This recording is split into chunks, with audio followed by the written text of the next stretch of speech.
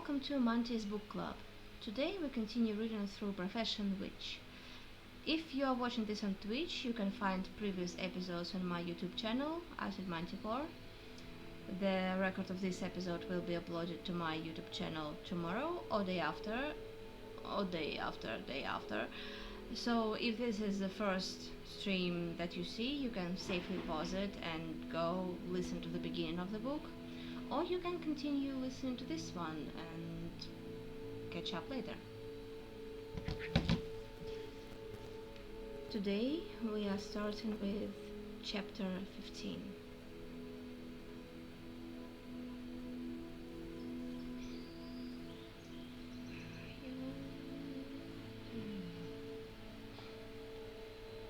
I hesitantly circled around the meeting house. No extraneous sounds came from there. The key disappeared, and after much hesitation, I finally risked opening the door and looking inside. The luxurious white robe made Leon look like a marble statue of the goddess of justice in front of the Starmin prison building. The Lord sat wearily on a high chair with velvet upholstery, covering his downcast face with his palms. He jumped up at the knock of the door and, seeing me, sighed with relief. "Oh, did you need something?" "Well, if you're very busy..." I started to back away, but the vampire had no intention of kicking me out. "I guess a little break wouldn't hurt me. Is there anyone left outside?" I looked out of the door just in case. No, probably the rain stopped them. Oh, praise the gods! Leon closed his eyes and powerlessly leaned back in his chair, crossing his arms over his chest. I closed the door, walked over and easily sat down on the wide armrest. "What did they all want from you?" "Justice," the vampire announced with sad solemnity. "Elevation of the right and denunciation of the guilty. Fateful decisions in the case of a stolen turnip and beating an unfaithful husband with a rolling pin." "So you're a kind of a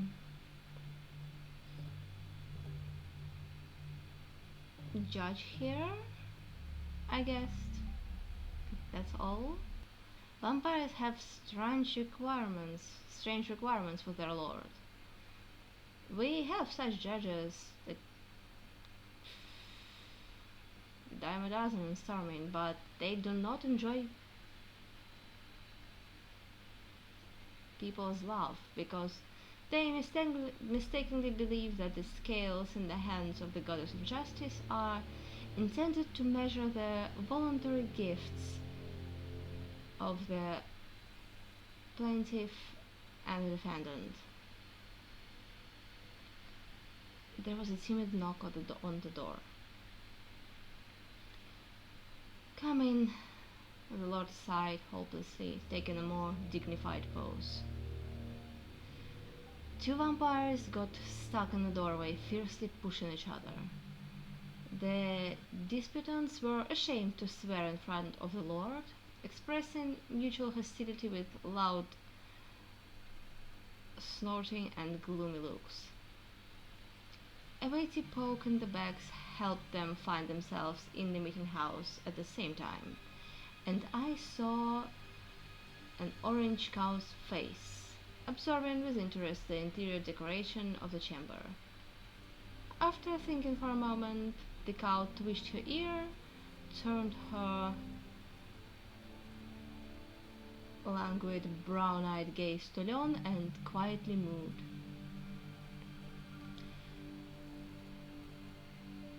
"Greetings, Lord." The voices of the plaintiff and defendant merged into one.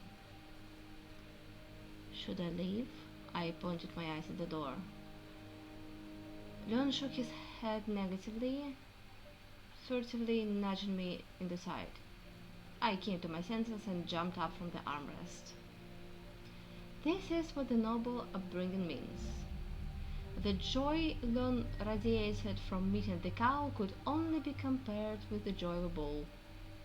Having caressed the animal with his gaze, Lon turned to the petitioners. He just exuded royal grandeur, insightful compassion, and endless love for his subjects. The vampires fell silent in reverence. I squeezed a smile onto my fist, remembering the expression on the royal face when I knocked on the door. "Come closer," Leon ordered loudly, straightening his cloak. The vampire ladies took a few timid steps. The cow was not far behind. "What brought you to my impartial court, honorable plaintiffs?" the lord asked with paternal affection, cautiously watching the cow's somewhat upturned tail.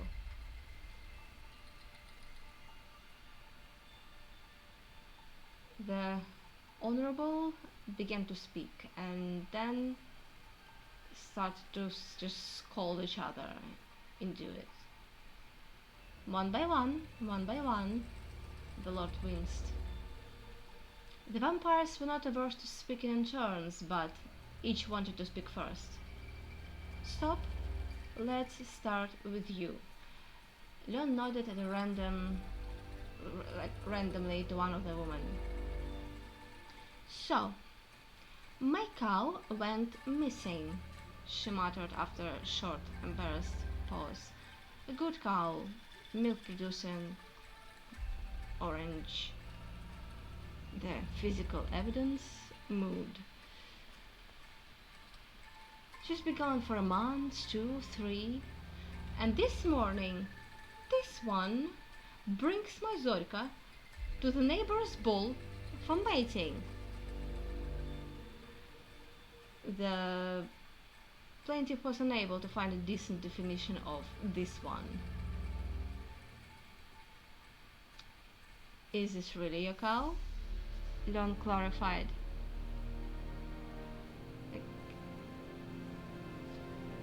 "Cross my heart." The cross to the vampire amused me. "Moo," the cow agreed. "I believe you," Leon said after thinking. "Version number 2?" The defendant readily took over the baton. "I was walking through the forest one day and I heard a cow mooing, like pitifully as if calling for help. I am going to her and look, she fell, poor thing, into a ravine. And she's standing up to her belly in mud and no longer trying to get out. She's so weak. I suffered so much while I pulled her out, and I nursed her for 2 weeks and didn't sleep at night. She died for her previous owner, a lazy, careless woman. She didn't even try to look for her cow, but when she noticed through the neighbor's fence, she started screaming, 'Guards, I've got robbed!'" The cow moved with the same desire, begging the Lord to quickly sort out the ownership rights and release the unfortunate animal for milking.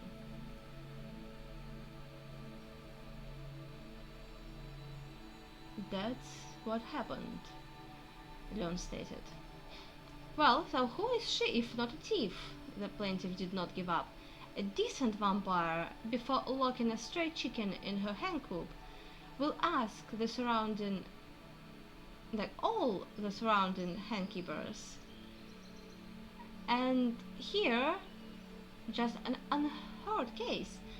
She just took a milk cow out of the yard. She stole her. Well, you should take better care of your cattle." The fight resumed. The cattle listened to it sadly. "Quiet, dear ones, quiet," Leon protested. "It's saying, like, we don't want to cut her. Like, she's still young. She milks decently, the plaintiff complained. Leon was noticeably embarrassed, parting with the idea of dividing the cow mechanically. Um, Tell me, did the bull manage? I suddenly asked. The cow blushed.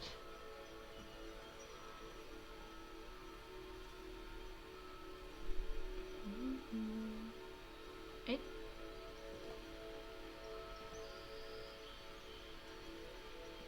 I guess yeah. The first owner answered hesitantly. So it turns out she's pregnant, I continued, getting inspired. Well, then let the plaintiff to take the cow that belongs to her, and when the calf is born, give it to the defendant as a bonus for saving the cow's life. The faces and muzzles of those present lit up and turned to Leon with hope. So be it, the Lord agreed without hesitation. The cow relieved herself in relief. A silent scene followed, which gave me an unspeakable pleasure. Having made her contribution, the cow turned around with dignity and left the scene. The subtly darkened eyes of the Lord forced the vampires to develop vigorous activity to eliminate the embarrassment. Leon was delicately silent, which further escalated the situation. A sweetish scent dear to the villager's heart crawled through the meeting house. Uh, my lord, I would like to talk to you privately. I took pity. Oh, yes, of course. Leon perked up. We raced out of the house, leaving the door wide open. Oh, amazing, I muttered, greedily gulping in fresh air. I've seen magistrates taking bribes in money, food, and in kind, but no one seems to have paid with manure yet. Leon instantly cast aside the stern guise of the arbiter of destinies and smiled, cheerfully, like a boy. Oh, you did well. Would you like to work as my advisor for a day? You don't have enough money for that. I waved it off. So what? So I suffer then from insomnia for a week, wondering if I was right? I hope they didn't lie about the cow. Maybe they stole it from someone else and now just don't know who owes more. Like, the one who untied the rope or the one who stood on guard? You don't have to worry about that. It is impossible to deceive me.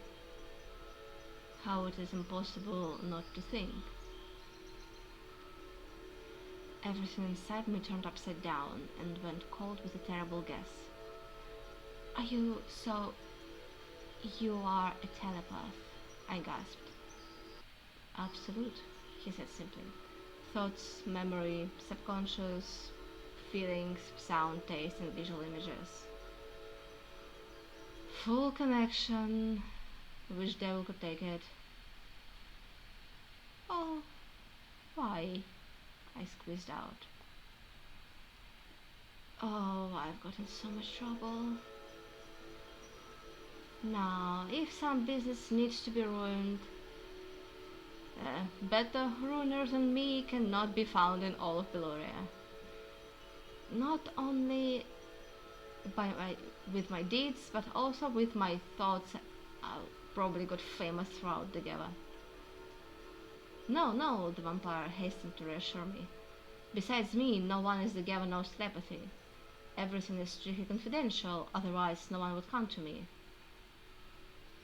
And honestly, I almost didn't read you. Almost.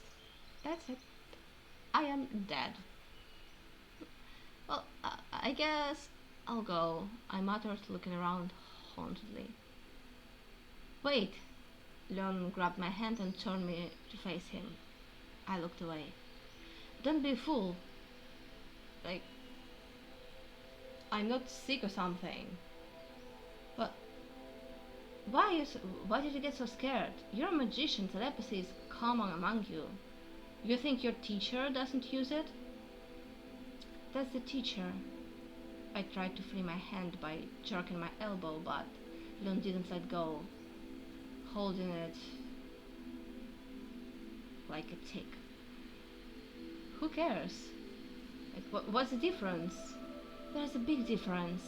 I know when he does it. And you're just a thief. Why is this? The vampire was taken aback. Because everyone who takes someone else's property on the sly and without asking is thieves. It doesn't matter what.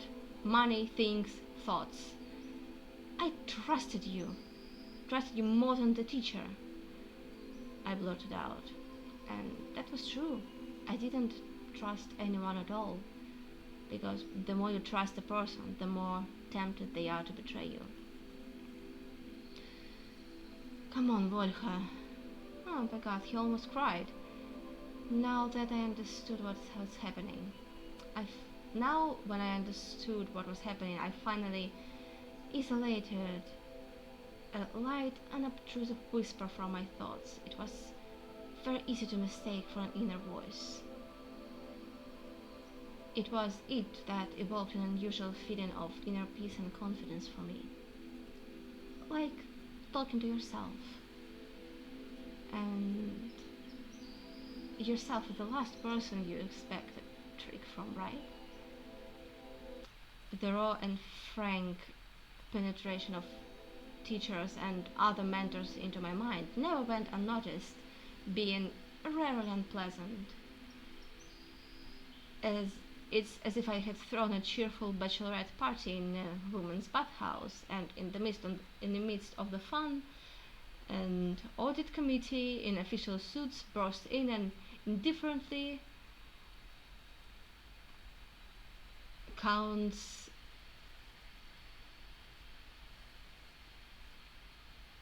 buckets and brooms. This discouraged me from communicating this way. You can talk out loud if you really want to talk. But this way you will not achieve such a merging of souls. After all, not every thought can be expressed in words. Can you describe, for example, your sensations from traveling along a river in a fragile boat in a thunderstorm, when lightning like silvery snakes jump across the water and streams of warm rain seem like stalks of wheat whose ears are gathered in low fluffy clouds? When does the greenish neck of a water serpent suddenly emerge from the water behind the stern, crowned with a flattened head, with scarlet, thoughtful eyes, and just as silently plunges back into the water? You can't retell it, you won't be able to. People simply won't understand you. Well, you swam, you saw it. Instead of being filled with delight, your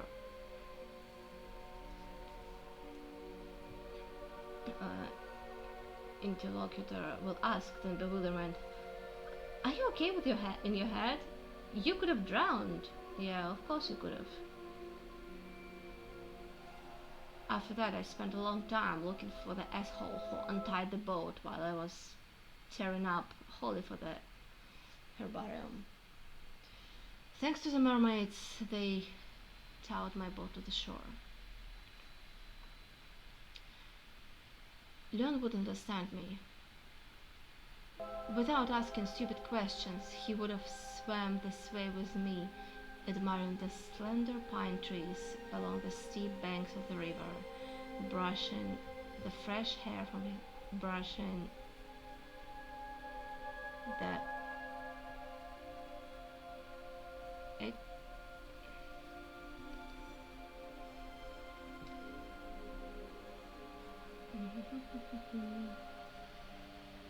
Brushing the drops, sweet raindrops off his face and carefully plunging the ore into the seething stream. Let it be, I would scoop the water myself. And I understood what the gallows justice is based on the confidence that the truth will prevail, because it is impossible to lie to the judge. Crime rate in the Geva is zero. They also rarely quarrel. Let's say husband and wife disagree, and instead of grabbing the frying pans, run to Leon. His decisions are never challenged. He knows better. Whoever the Lord deems guilty will apologize. Peace and order, everyone is joyful and happy. If the Lord is gone,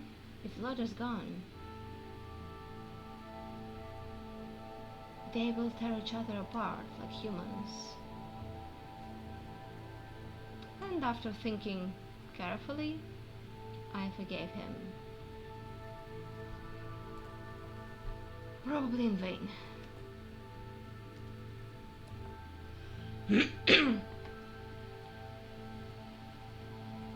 Chapter 16. I was so carried away by free creativity that I did not notice how dark it was.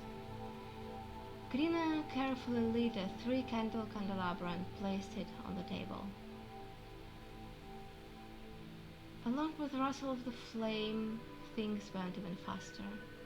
The second quill broke and placed blood in the center of the scroll. I didn't pay attention to such little things. The main thing was to scribble out a draft version, and in school I would rewrite it completely. From bitter experience, I knew write while you feel like it, because after that you may not have the time or inspiration necessary even when catching fleas. The matter was moving forward, but not moving towards the end one iota. Too much inspiration is also harmful. I had no doubt that my coursework was of great interest to science, but I wanted to make it interesting and accessible to the general public, so facts were often interspersed with descriptions of nature, weather, and my mistakes. By the end of the third scroll, the length of the coursework is 2, I realized that the grain had been thrown into fertile soil, which, if properly cultivated, could grow a solid master's treatise. This did not dampen my enthusiasm at all. Putting down the quill and stretching my fingers, I plunged into sweet dreams of fame, which of course would come to me after the defense and publication of my plump work. People will recognize me on the streets. They will quote me by heart. I will be invited to international and interracial conferences, and I will refuse with a bored look. Having dipped my quill into the inkwell, I attacked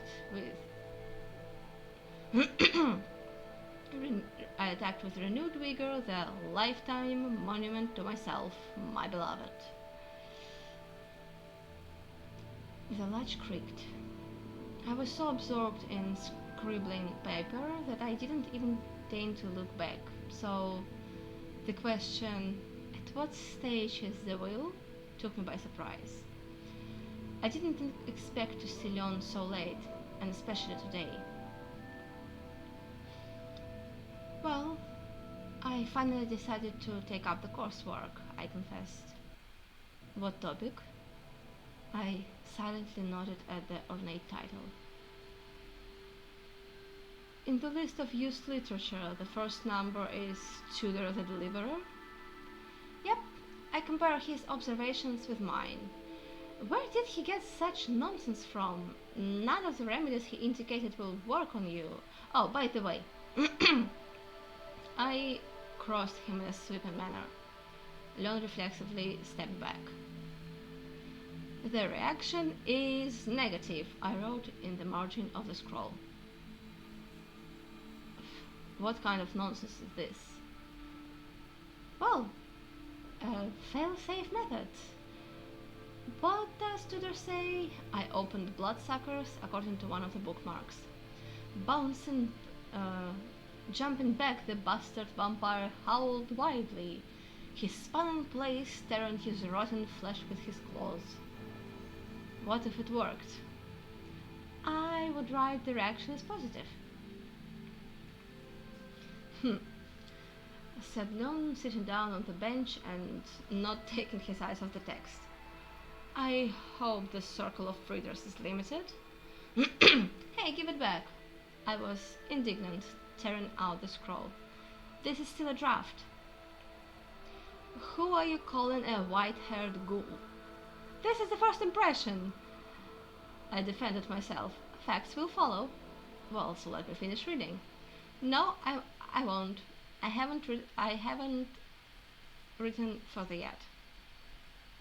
Well, then I will wait, he suggested, grinning like a ghoul.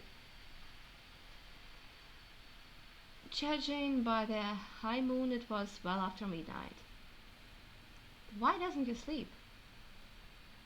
I came to invite you to a good night. What? Why is it so good?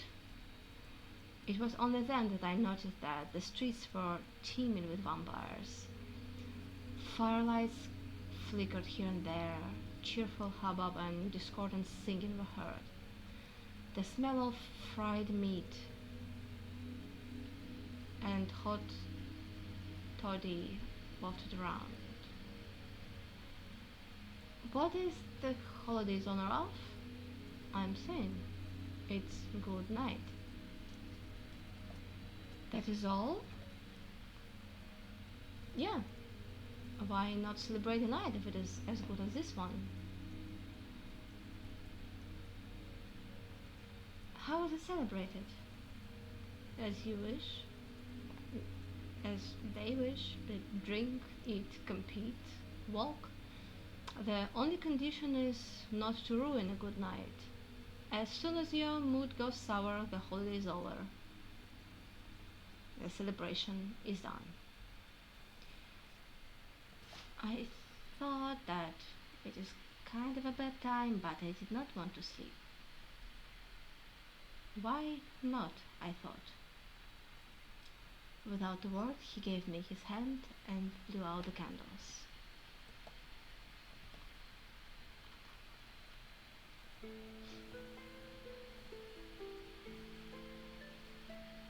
The warm night saw the black arbor land of the sky with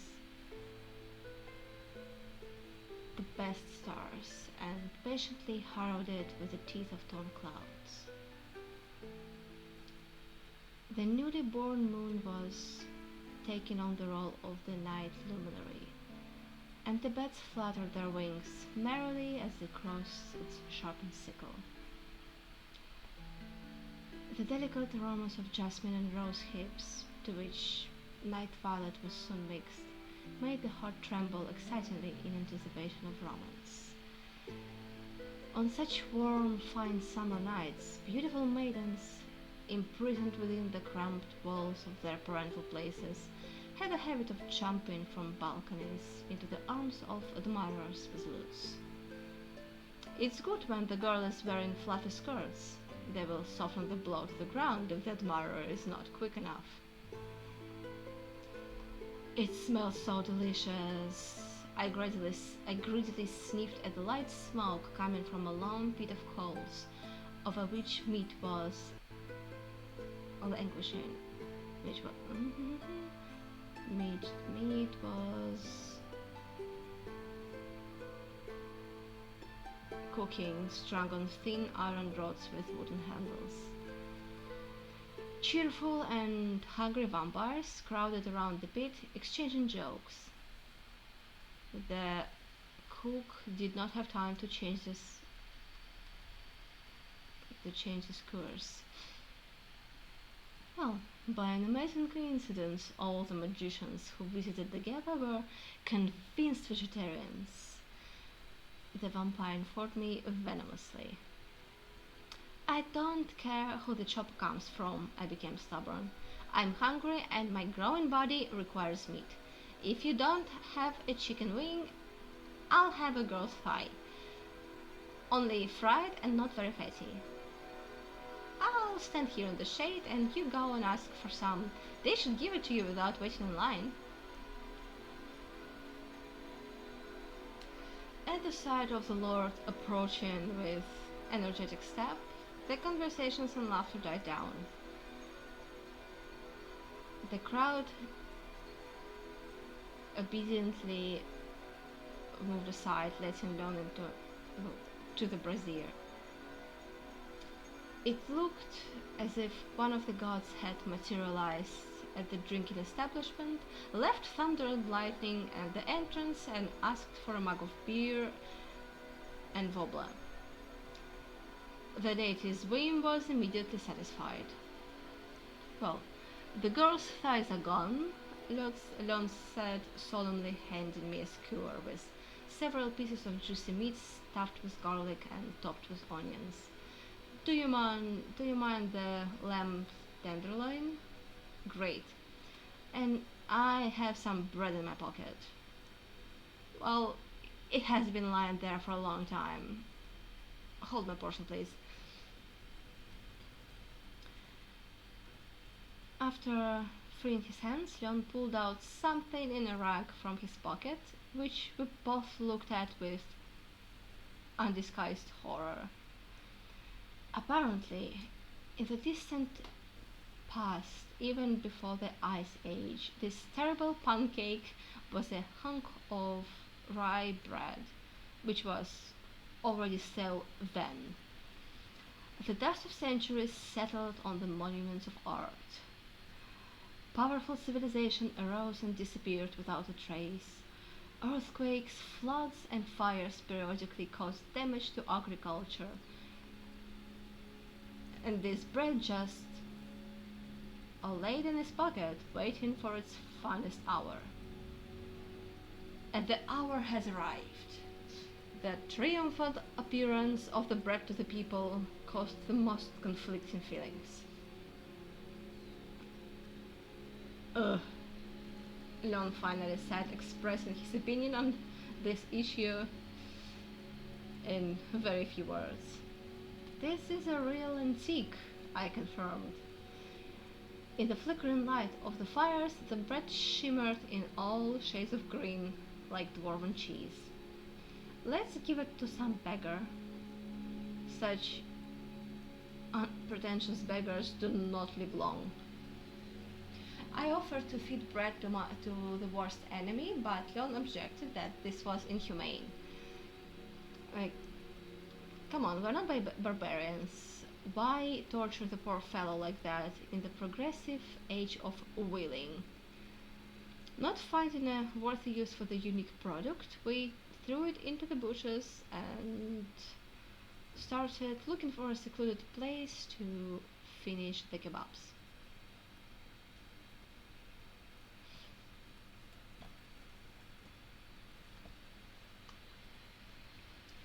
Let's go, Leon whispered, dragging me around the corner of the nearest house.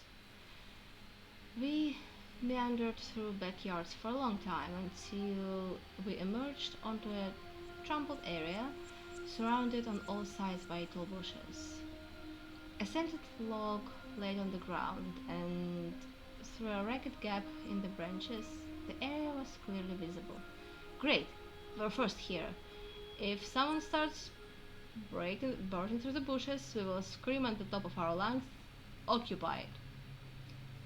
Let's go, dear, it's already occupied here. Some impudent people have taken our place.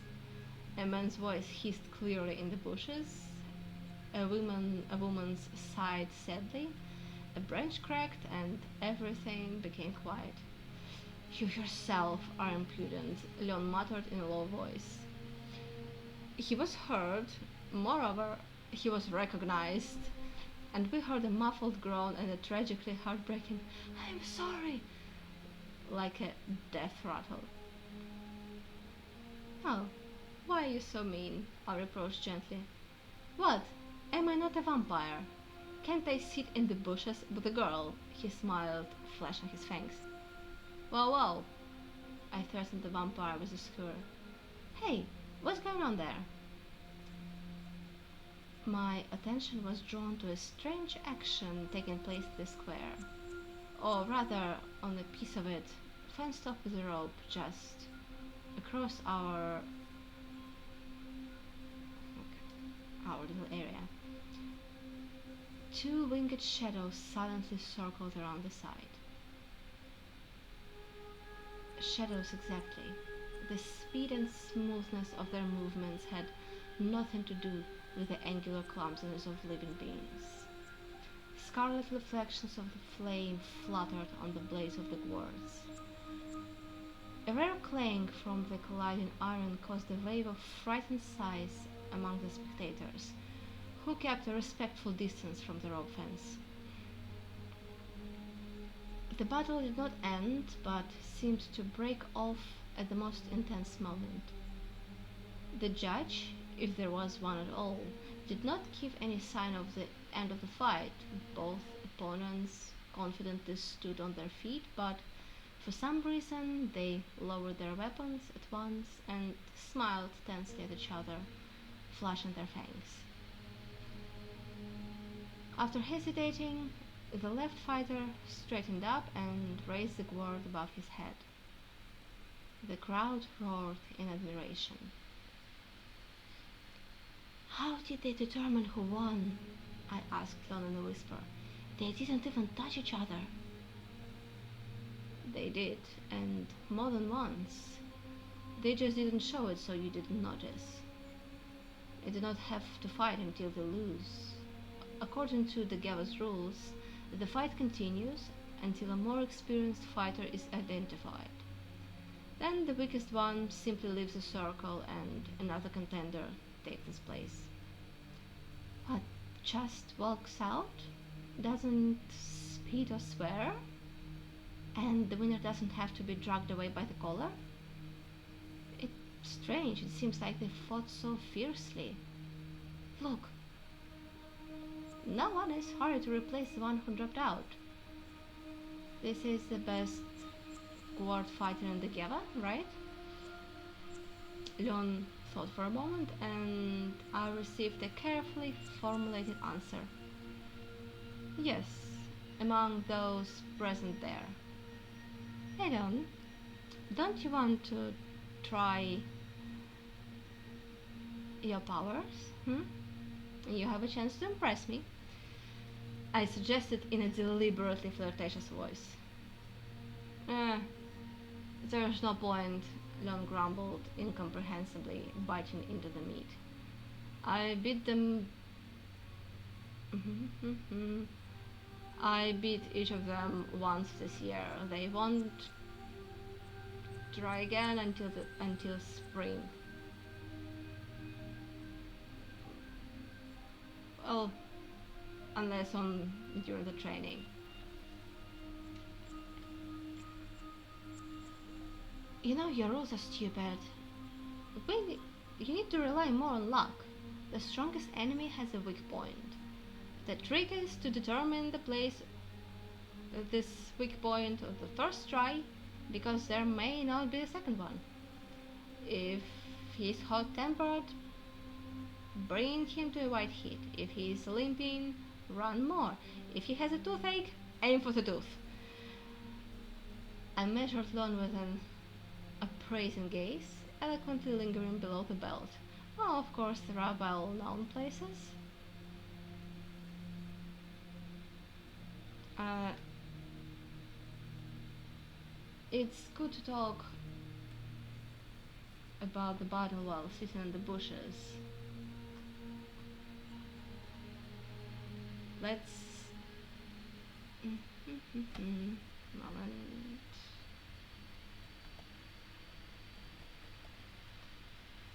Just let's see how you cope with the real opponent. The vampire became serious, crossing his legs over each other, just in case. With the monster? Well, at the very least with it. Oh, one important detail, Leon, I corrected. To battle the monster, you need a monster. You think it doesn't exist? The vampire frowned. No, I'm just saying that it is not here now. Oh, so you can live with a clean conscience? Leon got happy a bit too early. I can, but I do not want. I threw the last piece of meat into my mouth, stretched and sighed peacefully. Where else can I celebrate such a good night? Don't you have night celebrations? Well, yes. Night of Saints Luca or Treasure Bloom. But it is at the very end of spring, not a long time yet. And how do you celebrate it? Leon also finished the lamp and stuck an empty skewer into the edge of the log. I followed his example. Okay, don't forget to pick them up tomorrow. Differently, we jump over the fire and smear someone else's gateway star. We are looking for the legendary Fernflower, competing in this with an evil spirit that supposedly averts people's eyes, luring them into thickets and gullies. And I'm sure that tipsy seekers are led into the thicket not by goblins and not by Leshy, but by their own feet. Well, I will not let you smear the gates, but there are plenty of ferns here. I know a clearing with a lot of this garbage, John suggested. So what are we waiting for? Let's go look for a flower. I got inspired jumping up. I was chronically unlucky on St. Luca's night. Either it would rain, or I would sprain my ankle, or tomorrow's test gives me no rest. Why can't they reschedule it for a more appropriate time? What, now? The Lord was horrified. When? During the day? Or in winter? Through the snowdrifts with a shovel? Let's go while the moon shines. For some reason, Leon was not eager to look for the wonderful fern flower. He was not even tempted by the idea of finding a treasure that was rumored to be revealed to the owner of that rare flora. No, he did not flatly refuse, but he suggested moving the search to the morning, or better yet, the next evening, completely ignoring the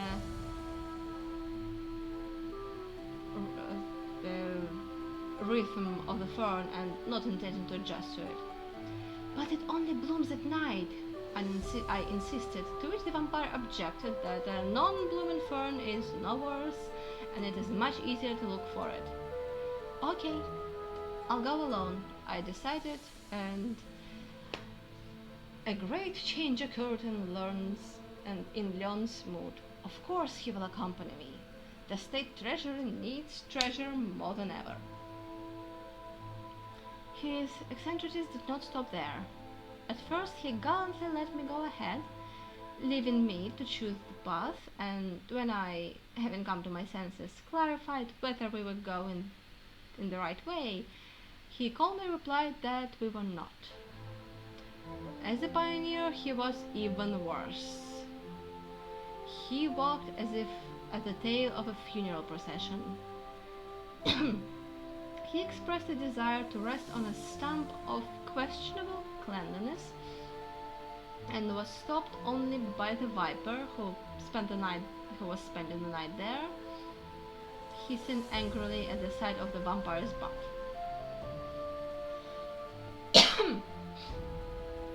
Jumping up 3 feet, Leon perked up briefly, and I hurried to engage him in conversation.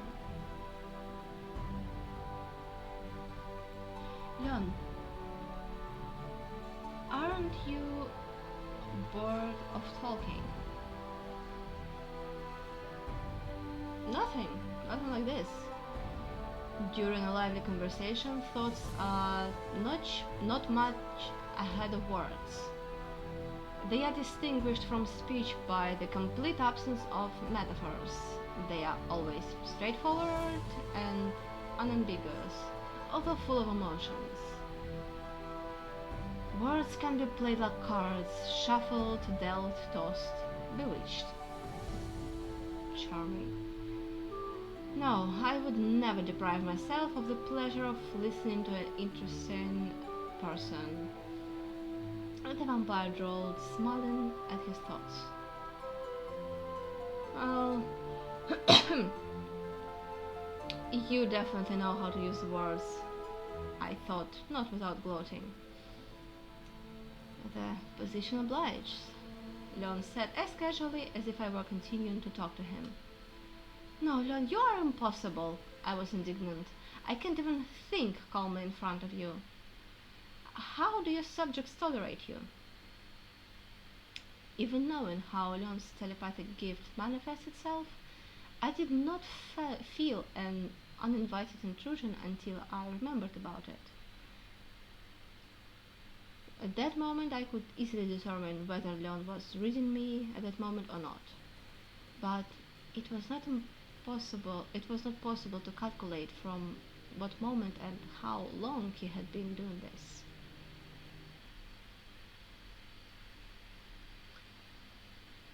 We came to a familiar lake which breathed warmth into our faces.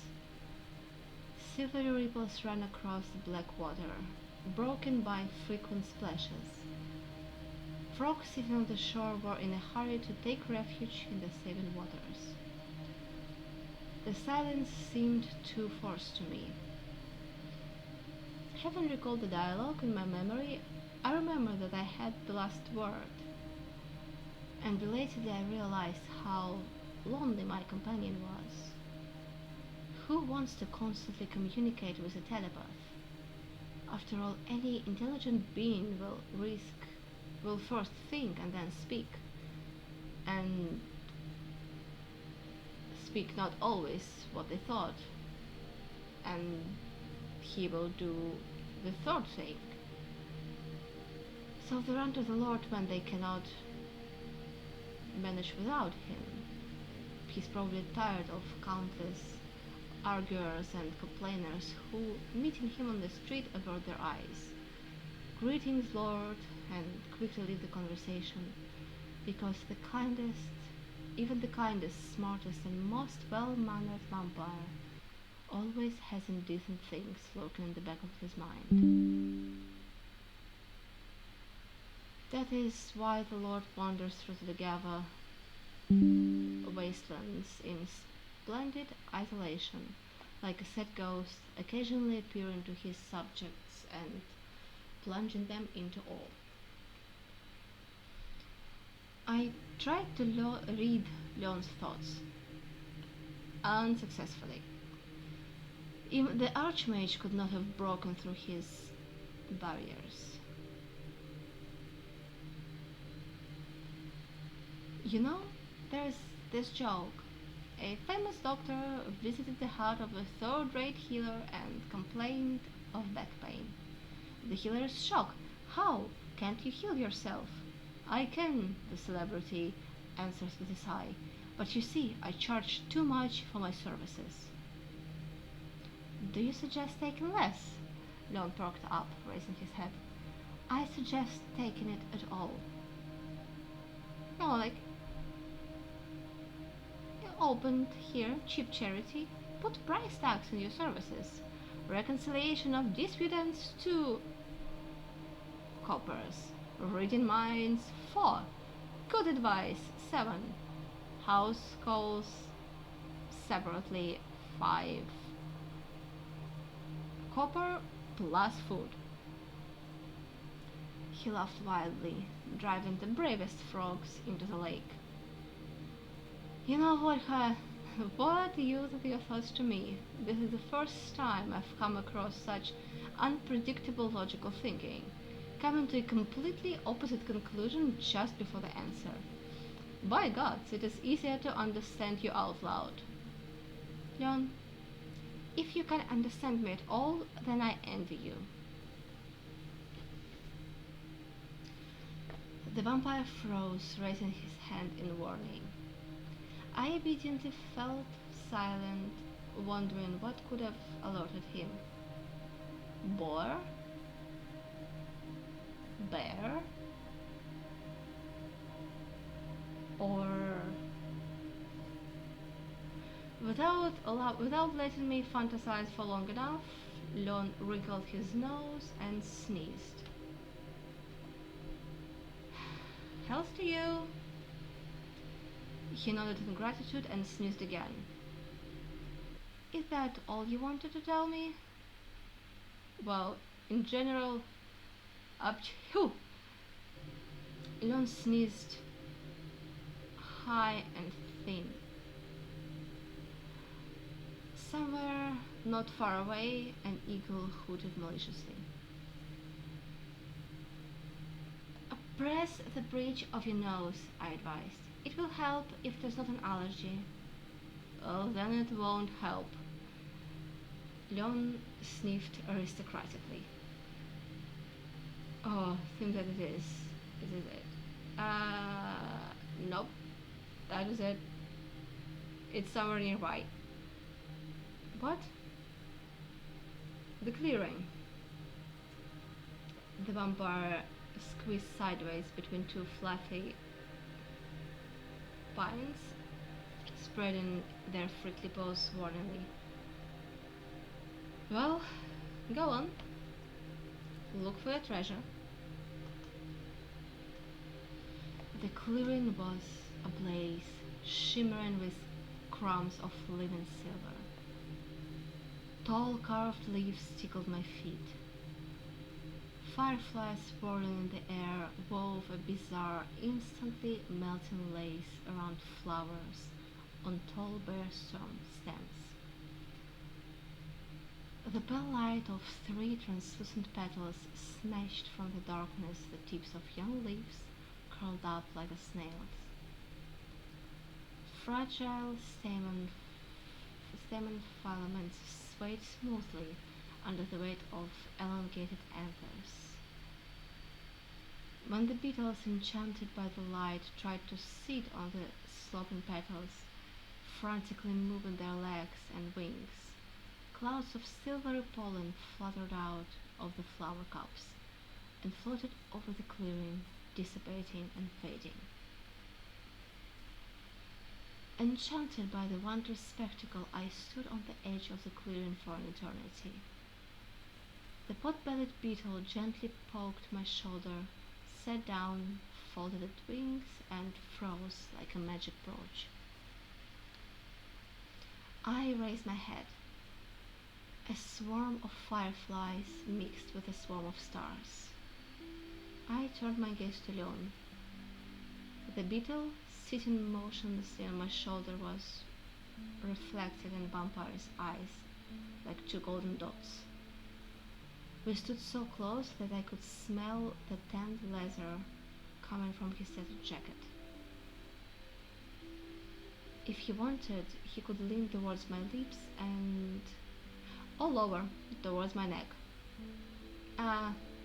Anyways, on this beautiful night I craved romance more than ever in my life.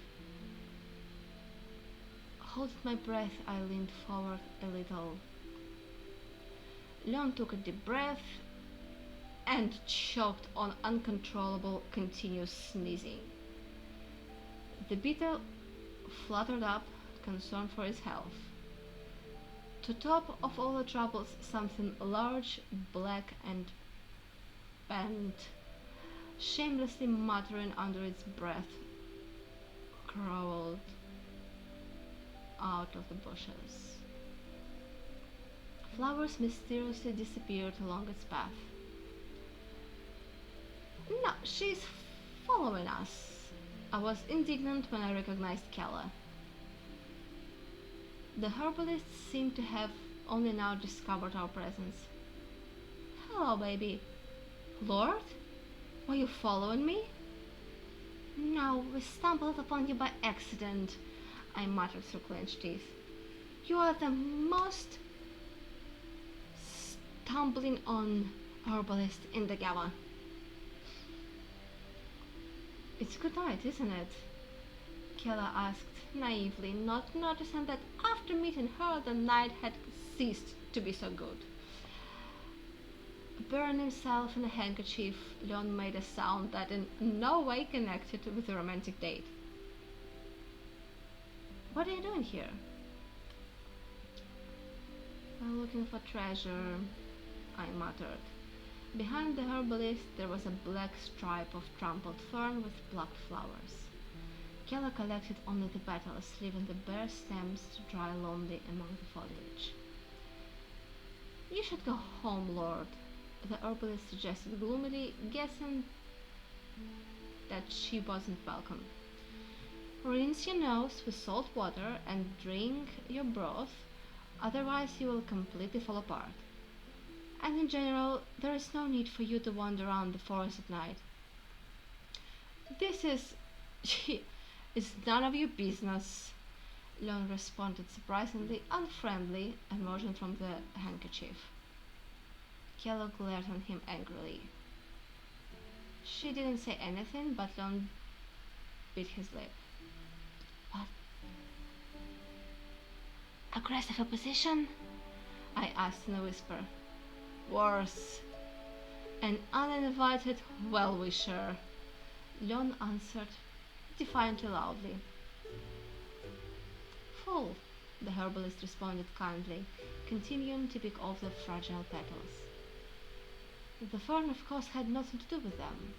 There's a special type of broom rape was blooming, parasitic on the roots of this legendary plant. You cannot change nature, but sometimes it meets the naive human belief in miracles. Leon shrugged his shoulders arrogantly, deciding not to pay attention to the insinuations of some herbalist. A new attack of sneezing bent him in half and forced him to hug a birch tree. Maybe you have a transient consumption? I suggested hopefully, knowing a good spell for this pulmonary illness and eager to try it on a vampire. Huh, tick on your tongue, Kella was genuinely horrified. Knock on wood. I obediently tapped on the trunk of the nearest aspen, thin and slender like a broom handle, and a disheveled crow's nest with the remains of shells and feathers fell right on the herbalist's head. Leon slid down the birch tree, unable to fight both sneezing and laughter.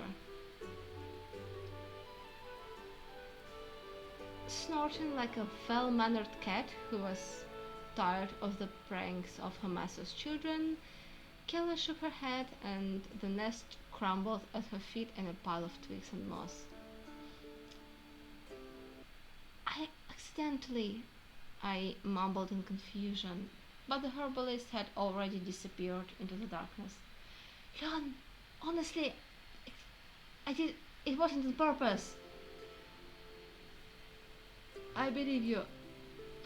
And you know what's the best part? I didn't know too. And this is great. Knowing everything is very boring, Volga. Don't worry, I will not let you wither away from melancholy. No doubt, let's just get out of here as soon as possible, okay? I am really not feeling well.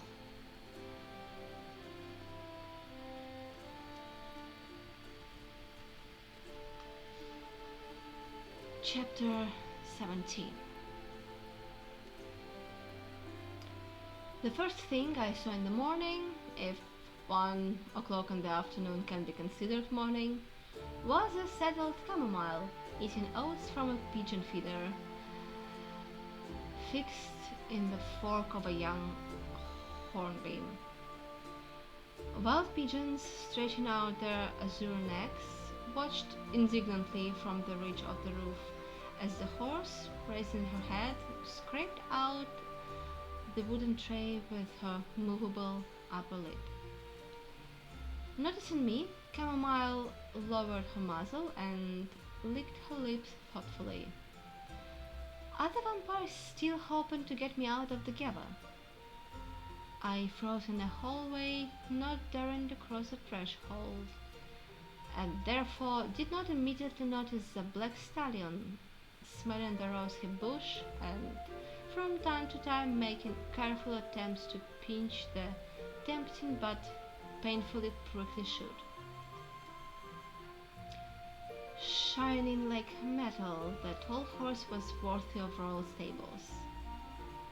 Lon, who held him by the bridle, 5 years of hard labor, and this is at best, for where could such a tramp get hold of such a handsome horse, if not by stealing it? The shabby jacket was on the lord on the day we met. He pulled his hair into a bun on the back of his head with some kind of tortilla leather flap, but apparently before going to bed, because the bun had become disheveled and Lon's head resembled a sheaf of barley accessible to all the winds. Wrinkled but seemingly clean, dirty grey trousers stretched out at the knees were fanned at the bottom, and he most likely got his boots on the main road, having taken them off the pilgrim who had walked hundreds of miles. "What's the matter?" I asked sleepily. "Are you going for taxes or alms?" The vampire grinned cheerfully. "Aren't you going to accompany me?" "Where?" "I want to go around the border fields, so to speak, to inspect cabbage, beets, and green peas," said Lon, jumping into the saddle. There was no trace of his yesterday's illness. "Hey, wait! I haven't had breakfast yet." "Have your breakfast," the vampire agreed accommodatingly.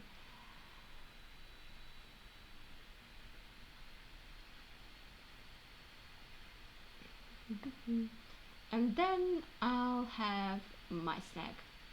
"Yeah? Who are you going to snack on, may I ask?" "A sandwich, which you will bring to me, of course." "Okay, just don't leave without me," I shouted, rushing back into the hallway. After making two crooked, wrinkled, and apparently seemingly unedible sandwiches with sausage, I stuffed them into my bag, hastily changed clothes, smoothed my hair, and buttoning my shirt as I went, barely fit into the opening of the door. Leon was overcome with unbridled joy because we were robbing a pilgrim together. For the horseback ride to the village, I picked up the most wrinkled and unpretentious dress. Short. The wolf started to follow us, but fell behind at the fountain, waited for a while on the pavement, and slowly trotted back to the house. "Did you get enough sleep?" I secretly squeezed the yawn into my fist. "I don't know. I have not woken up yet." "Well, then let's speed up." "Hey!" The reins clicked loudly on the shiny horse's neck. The black stallion readily began to gallop. Chamomile, biting the bridle and angrily pressing her neat little ears, rushed forward half a length, but the black one did not give up give in another inch. The wind whistled in my ears, the dream became disheveled and fell into pieces, mixed with raw dust.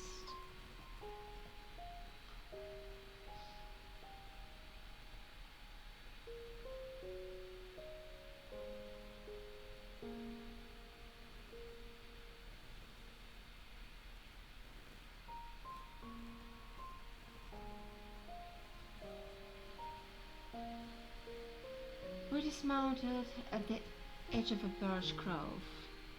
It took a long time to go round it, and the horses were snorting and raising their muzzles. In the grove, according to Lon, lived kikimuras. They amazingly pretended to be North stumps, but Chamomile got angry, snorted, and tried to bite me on the shoulder. At the bottom of a shallow ravine, Lon drew my attention to a bowl-shaped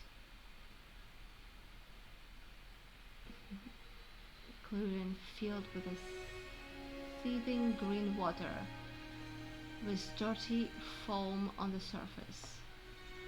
In the depths of the depression, a hot spring pulsated, and a light, putrid steam came from the water. Leaning over it, Leon said that he had an honor to present me with authentically living water in a concentration of 2 to 1. I asked where such accuracy came from, to which the Lord replied that when it settles, a third of the dirt settles to the bottom. I took the risk of trying the glorified liquid. With just the smell, it could save a good dozen potential goners from the afterlife. And by the taste! When I fully enjoyed the delicate bouquet of the rotten swamp, Leon, without blinking an eye, seriously added that the water is living in the literal sense of the word, because the place is teeming with tiny crustaceans. In a certain season, they are caught with a net made of dense fabric and dried and used as a strong diuretic. Having finished his speech, he laughed disgustingly. Without thinking, I threw my right hand forward, grabbed the moker's ankle, and pulled as hard as I could. The slimy edges of the depression moved under the vampire's feet. He flapped his arms and wings, but still fell, and drank a fair amount of living water. Now I was laughing, running away just in case. Half an hour later, we were sitting by a small fire and warming our hands, looking around at the wet clothes fluttering in the wind. I considered the moment appropriate and handed Lon the pants I had brought from storming. He was delighted with them, like a diamond diadem, and immediately retired behind the bush. Have you ever seen a vampire in white, knee-long underwear? And vampire lord? At the same time, Lon clenched his fangs ominously from the cold, unsuccessfully trying to maintain his dignity.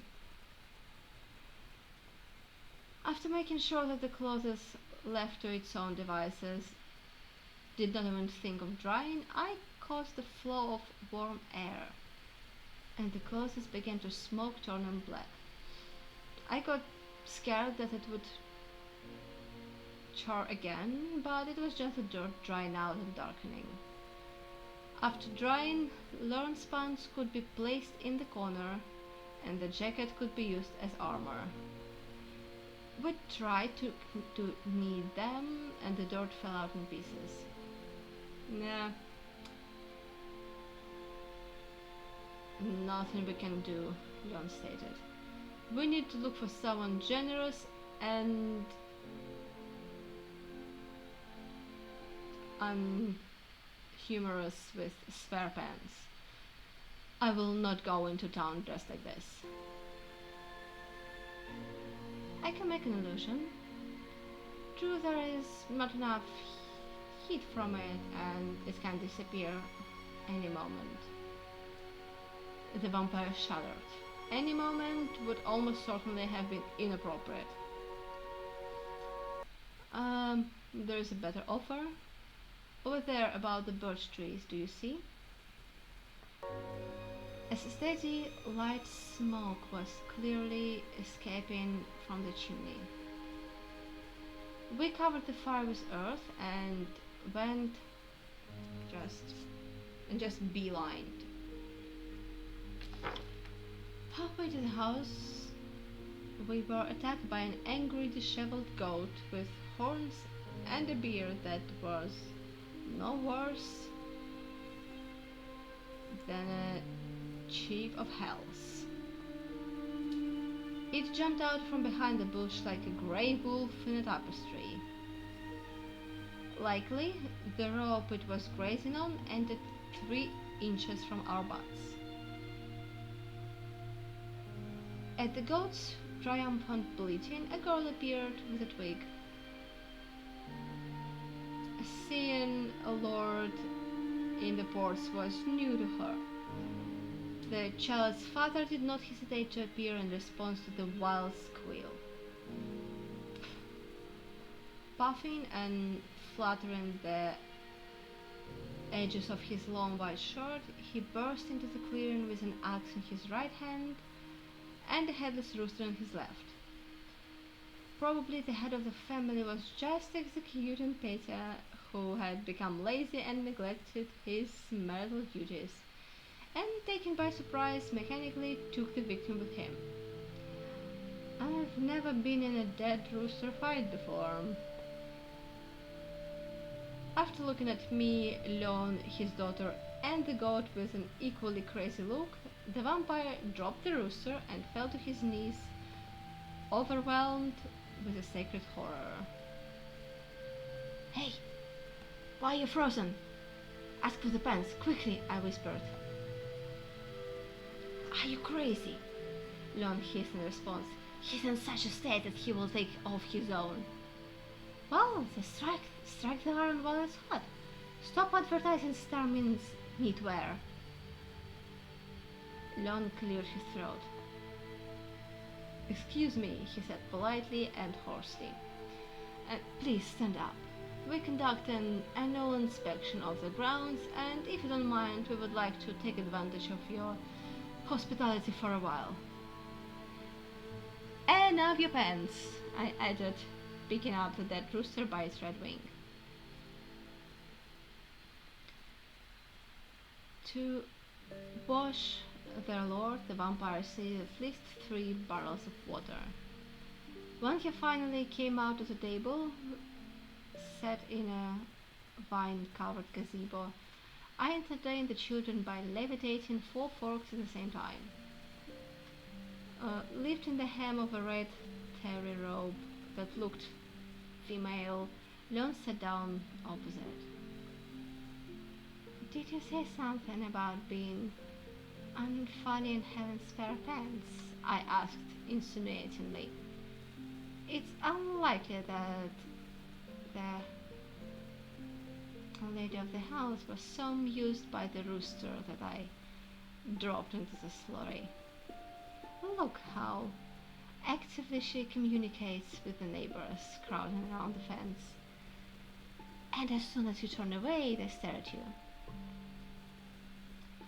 Leon listened without turning around. "You're wrong. They stare at you. They think you tried to kill me, but this nut turned out to be too tough for you." "Is this what they say?" I was alarmed. "No, this is what they think." "Tell them it's not true." "Well, they're not that far from the truth." Leon flashed his fangs mischievously. "Oh, thank you very much." A steaming tureen with rich cabbage soup appeared on the table. The tall, rosy-cheeked lady of the house in a green headscarf filled our bowls and placed a substantial piece of meat with the marrow sticking out on a separate plate. The hospitable family gathered at the table in record time. The twin kids stared at us if we were aliens from some other dimension. The teenage girl fluttered her eyelashes intensely, shooting her eyes, which Leon ignored with stunning grandeur. Her older sister, the twins' mother, stared at the Lord as if she was going to paint a picture of him. The head of the family and the son-in-law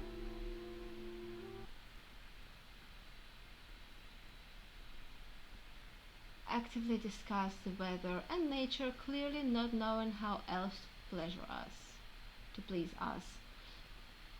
I really wanted to knock the marrow out of the bone, but I was afraid to disturb the solemnity of the situation. Of course, it's not every day that Lord comes to visit ordinary vampires wearing underwear. Leon, by the way, kept himself on top, smiled, and willingly carried on a meaningless conversation.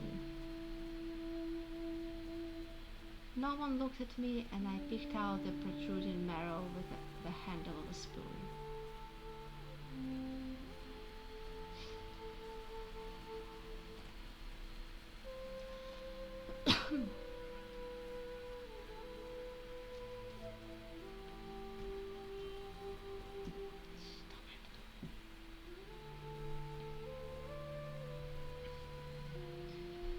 After changing into a loose riding suit, Leon left his impenetrable jacket and trousers with hospitable hosts.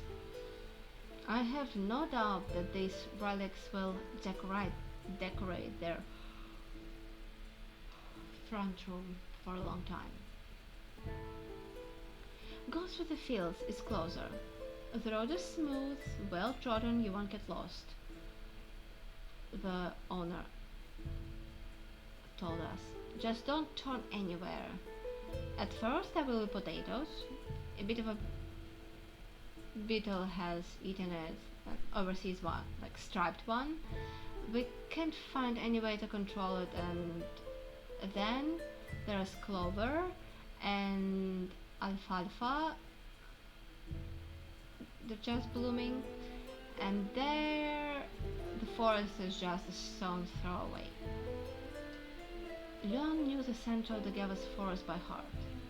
In any case, he stopped asking questions and jumped into the saddle. The overseas striped beetle was phlegmatically snaking on potato tops, not paying attention to the representative of the intelligent race, who was watching its endless meal with bated breath. "Hey, Kella!" I called out, recognizing the girl. The vampire straightened up and dropped her lower back. "Thanks," she blurted out into the void. Overseas beetles fed, multiplied, flew from bush to bush, completely ignoring the anthropogenic factor. Leaving the horses to nibble the dusty grass of the roadsides, we began to make our way to Kel across the roads. The tops got tangled underfoot. Beetle crawled across my bare elbow. I disgustedly shook it to the ground and pressed it with my heel. "What are you doing over there?" "I'm studying," the herbalist responded shortly, leaning towards the beetle again. I sprayed the tops with a tincture of aconite. "And it eats it." "Did you think it would go on hunger strike and protest?" I snorted. "No, on the contrary, everything is going according to plan. Now I'm waiting for it to start dying." "For a long time?" "About 3 hours. It will probably kill you earlier." Only Leon's presence kept the herbalist from an angry outburst. Overcoming herself, she ironically asked, "Could you please enlighten me on human methods of combating these cholerous beetles? As far as I know, the most powerful insecticides you have developed so far are grandmas and youngsters with jokes, and agronomists act on the principle, may you choke, damn you." I stretched my fingers, uh, effectively cracking my knuckles. "May you choke, damn you," and added a couple of spells. The momentary confusion in the camp of the striped enemy gave way to an increasing rustle. It was the overseas beetles that fell rolling into the furrows. Jerking their segmented legs, they froze forever. Too late I realized why exorcisms are recommended to be performed at the edge of the field. How will we get out now? By this solid, crunchy mass that squishes under your feet? Clean work, the herbalist exhaled hoarsely, looking at the selected beetle through a magnifying glass. They really died, but from what? Well, maybe they choked, I suggested innocently. Kel stared at me with genuine horror. I knew what she was thinking. Do I have a more powerful spell in stock for sharp-toothed parasites? No, I disappointed her. Unfortunately, this spell does not work on anyone else. Even the notorious...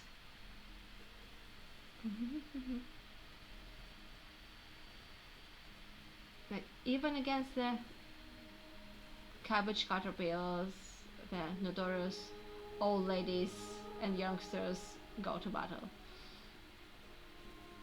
The spell is simple. I wonder why your magicians don't use it. Oh, maybe because we don't have magicians? I remember teacher's words, but I allowed myself to doubt. Seriously? No one? Where would they come from? They won't fly in from overseas along with the beetles. We don't have our own schools of magic, and we do not accept, and vampires aren't accepted into human ones. How are you coping without us? I imagined life without magic and shuddered. What would have happened to Storming without street lights and glass balls? Amulets against smallpox and cholera, magic locks, refrigerator boxes, countless illusions that please the eye and hide the peeling walls of houses. A pointed tower measurably emitted silver lightning into the sky, the weather regulator. The weather was agreed upon the Supreme Council, signed by the king, and posted weekly on the wall of the town hall. Can you make rain? Kella asked. Only with notes and a thunderstorm. And I can make a thunderstorm, I confirmed absent-mindedly. And hail?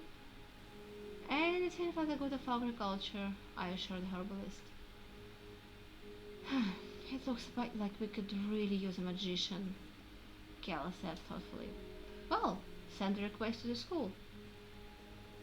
Volga, don't be ridiculous. Do you think any humans would agree to live and work in the Gala? Leon entered the conversation. I would agree. God forbid, Leon burst out. Then all the vampires will escape from here. Without listening to any objections, he picked me up and carried me over the edge of the field.